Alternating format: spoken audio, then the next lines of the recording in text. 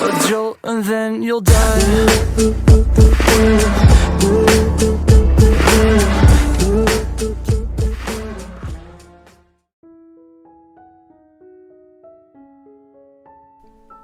Hey guys, welcome back to my channel. और आप सुन रहे थे मेरे साथ हाँ ये मोहब्बत है। हाँ ये मोहब्बत है भाग 3। मीरा अक्षत की शर्ट का बटन लगा रही थी और अक्षत बड़े प्यार से उसे देखे जा रहा था। कुछ देर बाद अक्षत ने कहा, मीरा कभी कभी सोचता हूं तुम मेरी जिंदगी में नहीं होती तो मेरा क्या होता। तो आप पहले के जैसे सड़ू, गुस्से वाले और कॉम्प्लिकेटेड रहते। मीरा ने बटन का धागा तोड़ते हुए कहा, वैसे तुम जब मुझे सड़ू कहकर बुलाती हो ना तो मुझे बहुत अच्छा लगता है। कितना वक्त गुजर गया और हमें पता ही नहीं चला। अक्षत ने मीरा के हाथों को अपने हाथों में लेकर कहा, वो 3 साल हमारी जिंदगी के सबसे बुरे साल थे, जिसने हमें आपसे दूर रखा। हम आपके लिए सब कुछ सह सकते हैं, बस दूर जाना नहीं। कहते कहते मीरा भावुक हो उठी। अक्षत ने अपने होठों से उसका सर चूमते हुए कहा, हम हमेशा साथ रहेंगे, हर हाल में खुश रहेंगे मीरा। नीचे चलिए ना, पापा नाराज होंगे। मीरा ने कहा तो अक्षत मुस्कुराते हुए उसके साथ चल पड़ा। दोनों नीचे आए। मीरा वहां से किचन की ओर चली गई और अक्षत हॉल में सबके साथ आकर बैठ गया। हनी ने अक्षत को देखा तो आकर उसके बगल में बैठ गया और कहा, और साले साहब।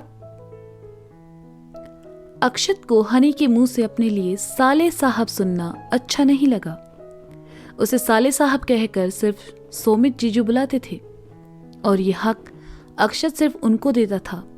लेकिन हनी भी अब उसका होने वाला जीजा था, इसलिए अक्षत थोड़ा उसके करीब आया और कहा, साले साहब मैं सिर्फ सोमित जीजू का हूं, आपके लिए मैं सिर्फ अक्षत हूं। तो मैं आपको क्या कहकर बुलाऊं? हनी ने मासूमियत से पूछा। साले साहब छोड़कर कुछ भी बुला सकते हो, पर ये नहीं, अक्षत ने कहा तो हनी उठकर अर्जुन की ओर चला आया। चाय नाश्ते के बाद हनी के पापा ने विजय जी से कहा, रिश्ता हुए काफी टाइम हो चुका है भाई साहब। अगले हफ्ते हनी की पढ़ाई शुरू होने वाली है और वह अब्रॉड जा रहा है, तो हम सोच रहे थे कि उससे पहले सगाई का एक छोटा सा फंक्शन रख लेते हैं। हाँ हाँ क्यों नहीं, बाकी बच्चों से पूछ लेते हैं, विजय जी ने कहा तो हनी ने जल्दबाजी में कहा, मैं तो तैयार हूं।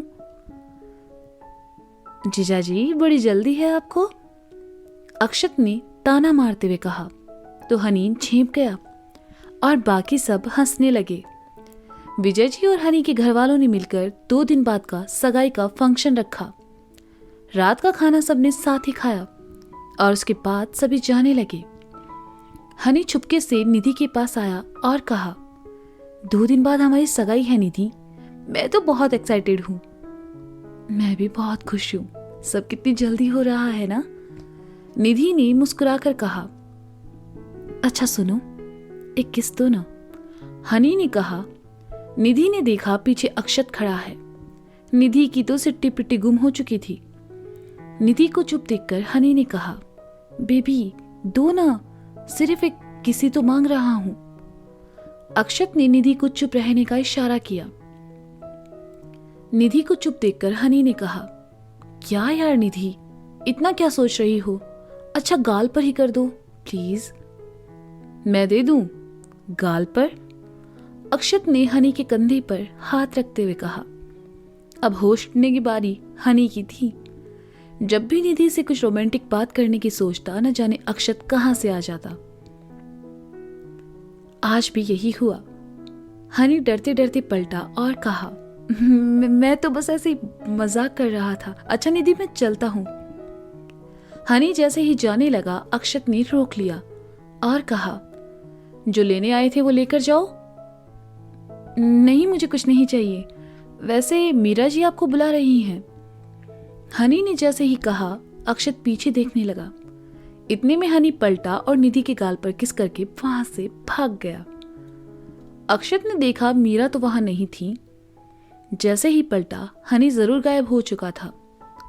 अक्षत निधि के पास आया और उसके सर पर हाथ रखकर मुस्कुराते हुए कहा, टांग खींच रहा था तुम्हारे होने वाले पति की।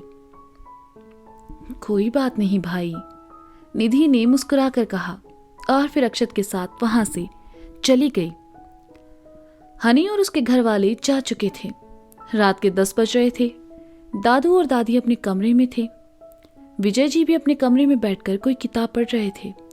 राधा कमरे में रखे कपड़े उठाकर अलमारी में रखने लगी। अर्जुन, नीता और चीकू ऊपर सोने अपने कमरे में चले गए। निधि हनी के साथ फोन पर बिजी थी और रघु भी सोने जा रहा था। बस जाग रहे थे तो मीरा और अक्षत। मीरा किचन में थी क्योंकि अक्षत को उसके हाथ की चाय पीनी थी और अक्षत भी उसके साथ किचन में ही था क्योंकि उसे मीरा को चाय बनाते हुए देखना था। इन दोनों का प्यार आज भी वैसा ही था। किसी को समझ ही नहीं आया था।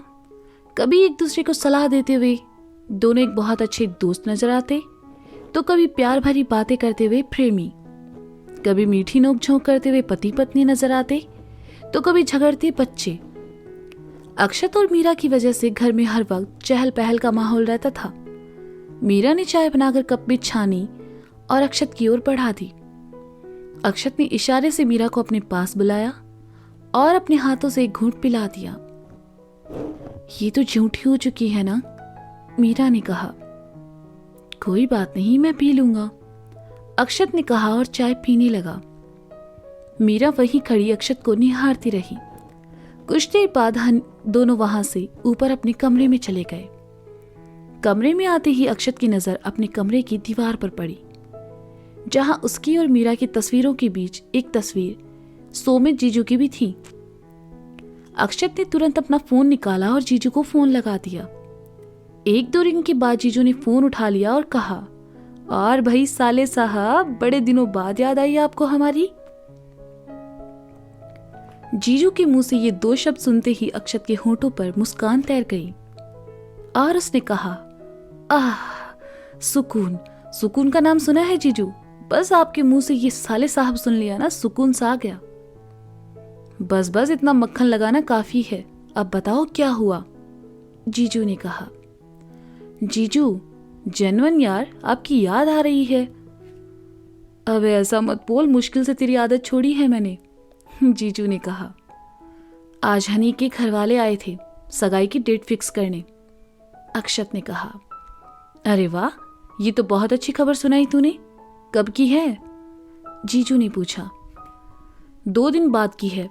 आपको और दी को आना है, मैं टिकट्स करवा रहा हूं, अक्षत ने कहा। अरे यार, अभी 1 महीने पहले ही तो वहां आए थे, इतनी जल्दी फिर से? जीजू ने कहा। जीजू, आप एक काम क्यों नहीं करते, इंदौर ही शिफ्ट हो जाइए ना, रोज रोज आना नहीं पड़ेगा, अक्षत ने कहा। नहीं यार, यहाँ सब सेटल्ड है, जॉब भी है और अब तो काव्या भी स्कूल जाने लगी है, जीजू ने कहा। वैसे अगले हफ्ते मैं दिल्ली आ रहा हूँ कोर्स सेशंस के लिए, अक्षत ने कहा। ऑलवेज वेलकम साले साहब, खूब जमेगा रंग जब मिल बैठेंगे 3 यार, आप, मैं और ओल्ड मोंक, जीजू ने कहा। आपकी ओल्ड मोंक आपको मुबारक, मीरा ने सुन लिया ना तो दोनों की क्लास लगा देगी, अक्षत ने कहा।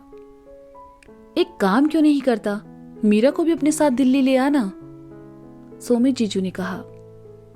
वो नहीं आएगी, उसका यहाँ एनजीओ है। वैसे भी कुछ महीने बाद तो मैं परमानेंट दिल्ली ही शिफ्ट हो जाऊंगा अपनी मीरा के पास, अक्षत ने कहा। लगता है शादी का नशा उतरा नहीं है साले साहब, जीजू ने अक्षत को छेड़ते हुए कहा। क्या जीजू आप भी। अच्छा मैं रखता हूं, और हाँ, कल टिकट्स भेज रहा हूं, आ जाना, अक्षत ने कहा।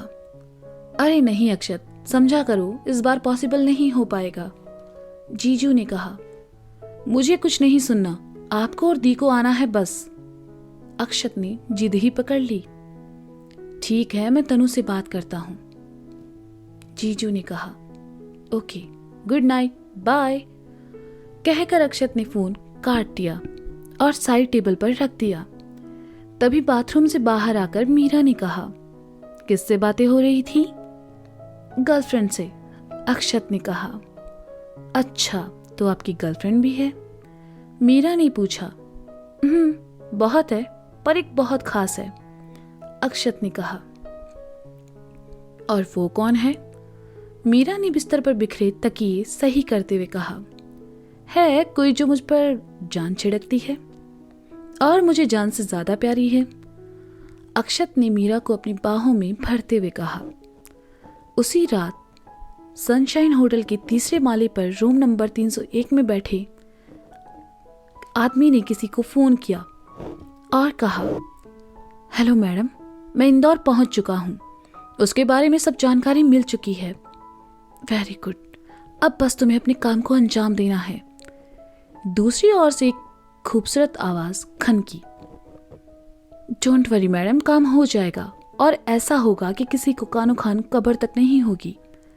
आप बेफिक्र रहिए, बस वो मेरे पैसे।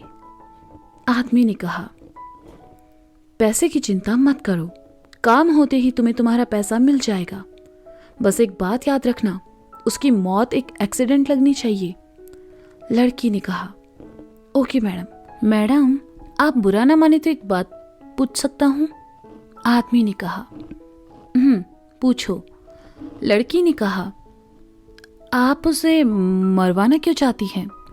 आदमी ने डरते डरते कहा, बदला, अपनी बेइज्जती का बदला लेना है मुझे। वो सब वापस हासिल करना है मुझसे जो उसने छीन लिया। लड़की की आवाज में गुस्सा और नफरत साफ नजर आ रही थी। ठीक है मैडम, आपका काम हो जाएगा, मैं फोन रखता हूँ, बाय। कहकर आदमी ने फोन काट दिया और फिर खुद से कहने लगा, कितनी खतरनाक लड़की है ये, काम होने के बाद अपना पैसा लेकर हमेशा के लिए इसे रिश्ता खत्म कर लूंगा। आदमी उठा और अपने बैग में रखी शराब की बोतल निकाली और गिलास में उडालकर पीने लगा। दूसरी ओर शहर से बाहर बना एक आलीशान घर, जिसके कमरे में घूमने वाली कुर्सी पर बैठी एक लड़की मुस्कुरा रही थी। खिड़की से आती रोशनी सीधी लाल लिपस्टिक से पुते उसके होंठों पर पड़ रही थी। उसके एक हाथ में शराब से भरा ग्लास था और दूसरे हाथ में सिगरेट। वह कुर्सी पर गोल गोल घूम रही थी और फिर रुककर एकदम से अपने हाथ में पकड़े ग्लास को दीवार की ओर फेंका और गुस्से से भरकर कहा, I just hate you Meera, I hate you. तो दोस्तों, ये था हाँ ये मोहब्बत है भाग 3। इसका अगला भाग आप जल्द ही सुनेंगे मेरे साथ। तब तक के लिए शुक्रिया, बाय बाय, अपना ख्याल रखें और सुनते रहें अक्षत मीरा की कहानी।